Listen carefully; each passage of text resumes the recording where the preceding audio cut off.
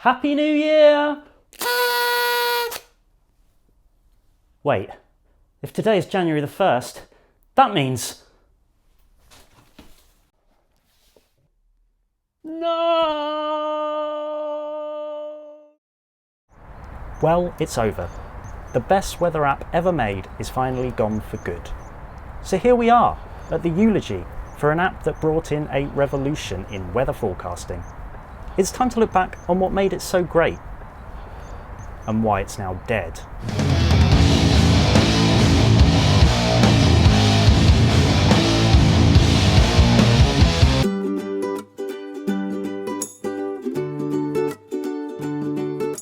In 2011, app developers Jack Turner and Adam Grossman came up with an idea for a new type of weather app that had only one purpose: to tell you whether it was going to rain in the next hour. That's all it would do, no other information except will it rain in the next hour. Some apps try to give you everything: current conditions, 10-day forecasts and radar, all wrapped up in one. These are universally clunky, slow and a pain in the ass to use. Most weather apps show traditional forecasts, the temperature for the day, whether it will be generally sunny or rainy. An app which could tell you down to the minute when rain would start and how long it would last was actually pretty unusual at the time. To pull this off, they'd need access to raw weather data. The National Weather Service operates radar stations all around the United States, and because it's a government agency, it provides radar data for free to anyone who wants it. Jack and Adam's idea was to take this free data and use it to predict rain. There was a slight problem though: the data was far from perfect. It showed up lots of noise. That's a term for junk data that obscures the data that you're actually looking for. In this case, that's anything that isn't rainfall, like migrating birds. Fortunately, this junk data was the type of thing that showed up as low intensity on the radar. But removing all the low intensity data also removed some important weather data, like the edges of storms. They found after looking at radar image after radar image that they picked up an instinct, an ability to tell what bits of the data weren't relevant and what were. And this know it when you see it situation is perfect for machine learning. You see, our brains are great at spotting patterns, but a properly trained machine learning model can be just as good. So, once they trained the model to spot the junk data and remove it, they were now left with just the precipitation data. But there was one final step. All those images were in the past. How do you use those to predict the future? Weather is unpredictable over the long term. While our ability to forecast weather has gotten more and more accurate over time, there's still a limit to how far in the future we can go. And the further in the future we try to forecast, the less accurate our predictions become. Fortunately, in the very short term, weather is quite predictable. For example, when you watch a cloud go overhead, it basically always goes in a single direction. You rarely ever see a cloud zigzagging across the sky. So Jack and Adam used the last few radar images to figure out what direction the clouds were travelling and what speed they were travelling at. With that knowledge, you can make a pretty accurate prediction of where that cloud will be in 10 minutes time, even an hour's time. Like all the best breakthroughs, this was simple but genius. They weren't meteorologists, they were programmers, but they'd managed to build something completely novel in weather forecasting and incredibly useful.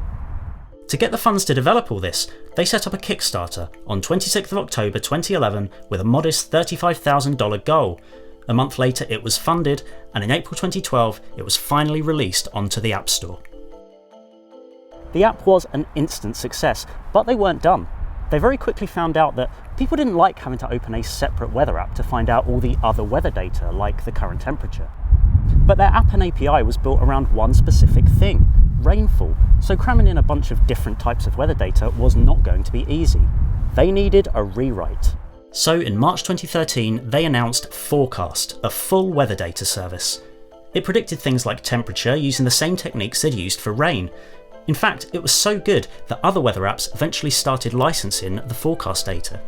So when in January 2014 they updated Dark Sky to use this new service, they were able to show much more weather data, still focusing on the next hour of rainfall, but with the ability to look at more advanced data as well. Okay, that concludes your history lesson of an app that doesn't exist anymore. There were tweaks over the years, but the app stayed relatively stable from 2014, so before we look at what went wrong, we should look at what made Dark Sky so great.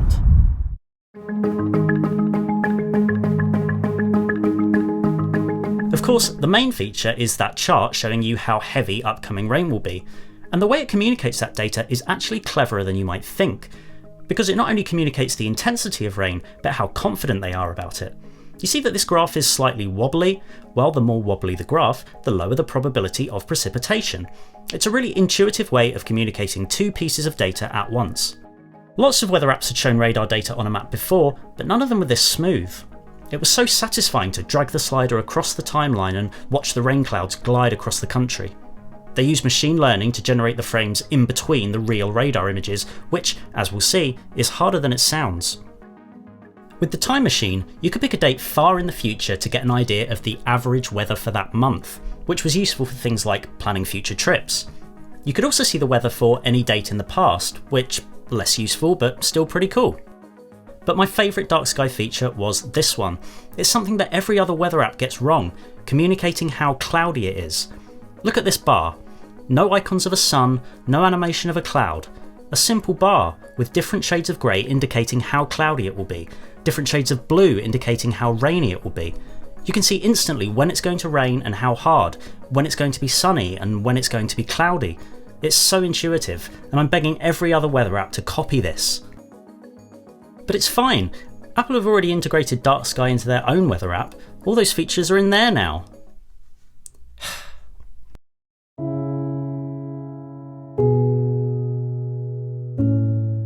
On March 31st, 2020, a time when everything else in the world was otherwise completely fine, Apple announced they had bought Dark Sky. It's clear why Apple wanted it. By this point, Dark Sky had gained a reputation as the best weather app available, and it's likely that many inside Apple were choosing to use it themselves over the stock iPhone weather app. Apple had bought companies before, like Beats and Shazam, which lived on inside Apple, continuing to do their thing. But it was clear that this was going to be different, because their very first move was to close down the Android app and API. But don't worry, they said, we've got no plans to shut down the iPhone app. In June 2021, they announced they were shutting down the iPhone app. They said that all those features were now integrated into the Apple Weather app, but they lost a lot of what made the original Dark Sky great.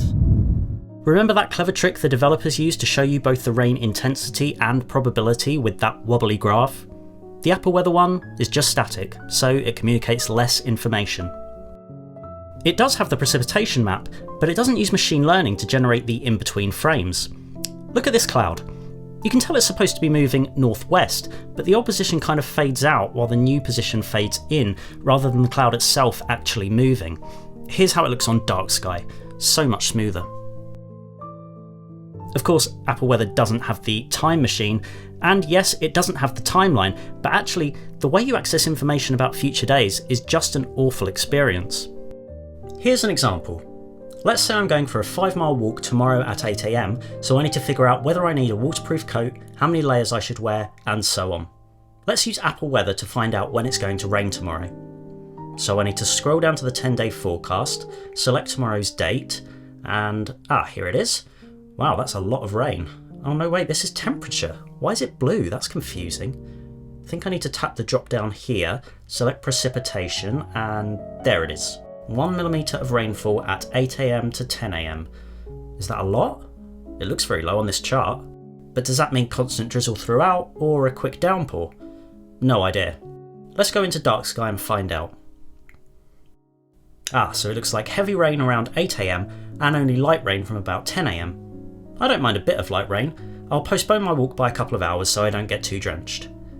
I can also see in the same place that it will be about 11 degrees, so I shouldn't need too many layers. This is just one example of how Dark Sky help people make real decisions about their day that Apple's weather app just makes confusing. It reminds me of something a very wise Kickstarter page once said: universally clunky, slow, and a pain in the ass to use.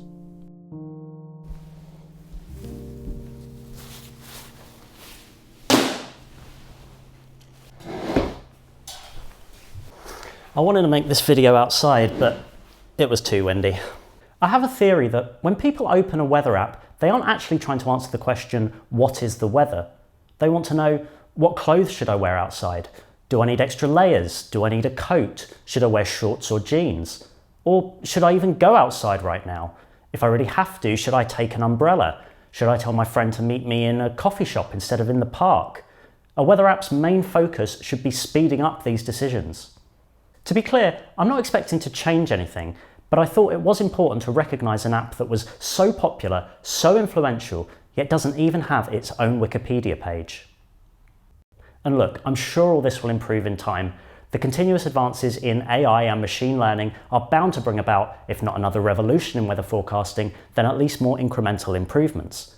Maybe that will come from Apple or one of the other big weather data providers, or maybe it will come from another two random coders making another app that goes on to change everything.